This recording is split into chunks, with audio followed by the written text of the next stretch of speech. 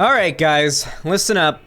J.K. Rowling is back in the news once again, as always, constantly and in perpetuity. It feels like every couple months J.K. Rowling feels the need to throw a rock at somebody and just start drama, get in the news again, be the source of discourse, and it's always because she's a TERF. It's always something involving the trans movement, literally every single fucking time. And this time, it is accusations of doxing. That's right, guys. So, about a week ago, maybe a little more, these three fine individuals went to J.K. Rowling's front gate at her massive mansion, like castle-type house, one of her massive mansion castle-type houses in Edinburgh, and, protested outside, held up some signs, dressed up, and obviously in the back you could also see, though it's covered up in this picture, because if I showed it, J.K. Rowling would take some legal action against me because she is a piece of shit. Yeah, she claimed that this is doxing. Now, I'm just gonna hop out right in front of everything and say right now that this isn't doxing. It just isn't. I'm not even gonna, lead up or anything like that. There have been, hundreds, perhaps thousands of Harry Potter fans who have gone to this exact house, to J.K. Rowling's house, and taken pictures in the exact same spot. Showing the address, showing everything. It's public. Her address is public. It's not doxing if the thing is already a public location. You can only be doxed once. Whatever publication, person, whatever, put out her address for the first time, those are the ones who doxed her. You're not doxing somebody if you're just, reiterating well-known public information, right? It's ridiculous. And it's very clear here that J.K. Rowling made these allegations against these individuals because they are clearly trans activists and they're, against J.K. Rowling and, she's all turfy and whatnot. And she's using this as a way to specifically say fuck you to a group of trans people that she knows don't like her. So, here's J.K. Rowling's post on Twitter, which got a frightening amount of likes and retweets. A frightening amount indeed.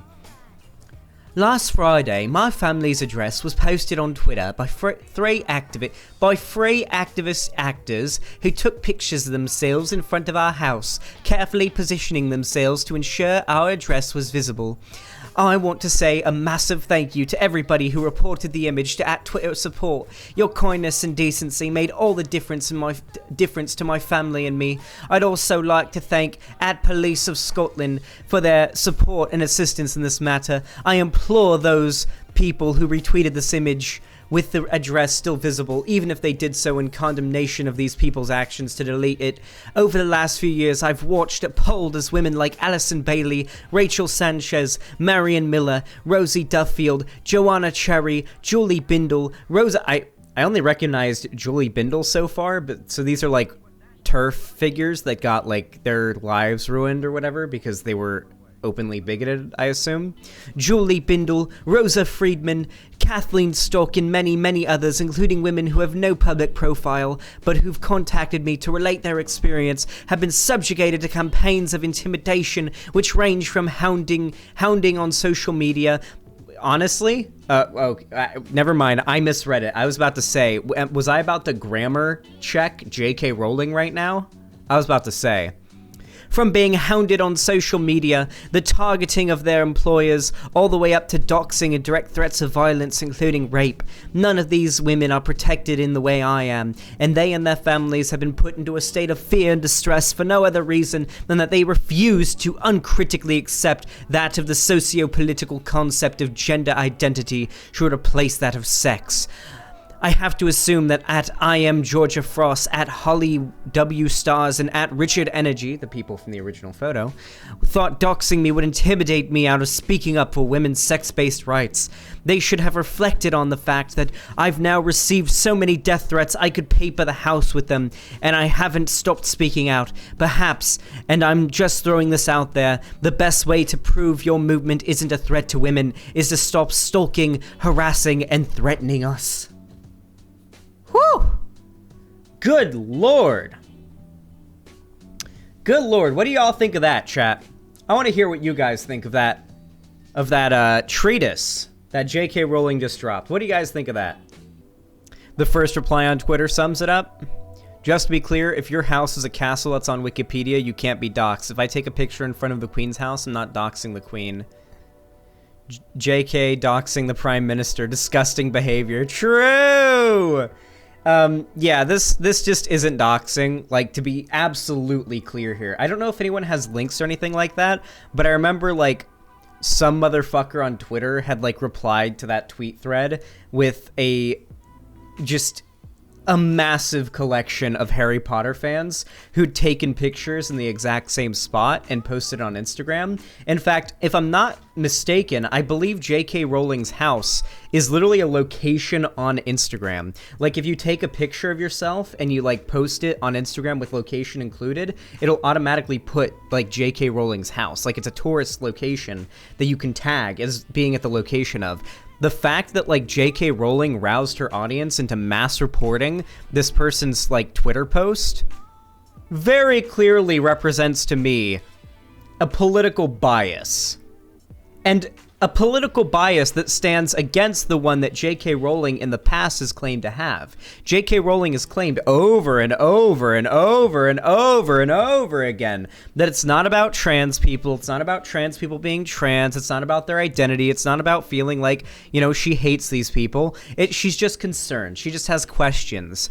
But, you know, you kind of throw those concerns out the window when you know, reveal that you just have an agenda against trans people, and if any opportunity you have to go after them, you'll take the opportunity to, like, ruin a trans person's life. You'll fucking do it. Like, that's clearly what it is. It's clearly what J.K. Rowling is doing here. I found a video of an Harry Potter fan literally visiting J.K. Rowling's house. Yeah, absolutely. It's not the first time. This is absolutely just a move on J.K. Rowling's part to hurt some trans people, specifically because she wants to, because she hates them. Because she thinks trans women are men that want to rape her or whatever. And, yeah. Now, here's what I really want to talk about. There's not really all that much to say in regards to this. This is just J.K. Rowling lying and trying to weaponize her audience into attacking a specific group of trans people because she thinks it's funny, and she thinks she has the moral high ground in doing it. But let me tell you guys about the news coverage of this. Look at this. News article after news article after news article after news article talking about some things that I don't know why that bottom thing was Star Wars, but whatever. Talking about exactly this, the J.K. Rowling doxing thing, which just objectively isn't doxing. Now, thankfully, we don't have, like, CNN here or, like, CBS or anything like that. Like, the top things are Forbes and the Daily Beast, but nonetheless, these outlets are still, you know, running this story and talking about it, and they're talking about it in a very, very favorable way for J.K. Rowling. These particular platforms are overwhelmingly supportive of J.K. Rowling in the way that they word and sort of present the overall article, to a degree that I would argue is full-on misinformation. I think this right here is evidence of how kind of fast and loose the mainstream media is with their support of the LGBT community.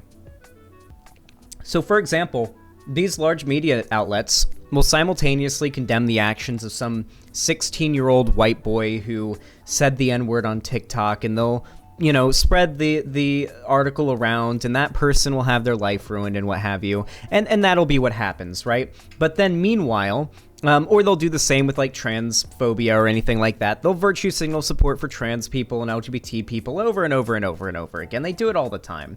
But when it comes to J.K. Rowling, a beloved celebrity who has been caught in the heat of controversy over accusations of transphobia, all of a sudden, all these news outlets are kind of taking the transphobe side, when they wouldn't most other times. Now, I don't know if this is a case of TERF rhetoric working, because TERF specifically appropriate feminist talking points to try to shield themselves from criticism for their bigotry, but I don't know if it's, like, just that working, that shield working, and preventing these outlets from attacking her, or if it's a full-on bias, or if it's literally just like shamelessly following the money. Do you guys think it's, what do you guys think? Welcome to One, if you think it's capitalism, shamelessly following the money. Two, if you think it's J.K. Rowling's turf shields are working.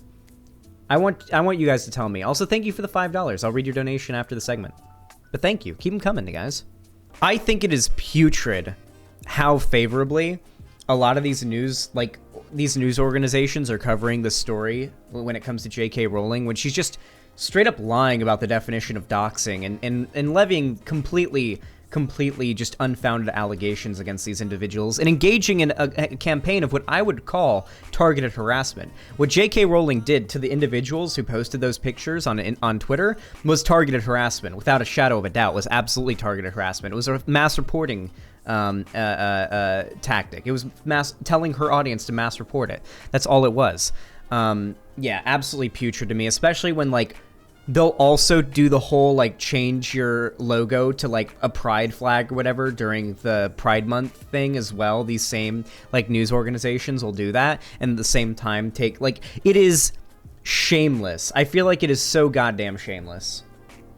It's so bizarre to me, too, because J.K. Rowling went beyond mask off in that manifesto she put out. Do you guys remember that manifesto? It came out like last year, maybe early last year, maybe late the year before last year. It might have been like 2019 she put that out. Maybe early, it was either late 2019 or early 2020, like 2020 maybe. No, it might have been 2020.